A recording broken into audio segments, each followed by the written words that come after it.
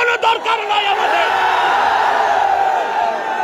বাংলাদেশ সরকারকে রাষ্ট্রীয়ভাবে জাতিসংঘের কাছে প্রতিবেদন করতে বলছি।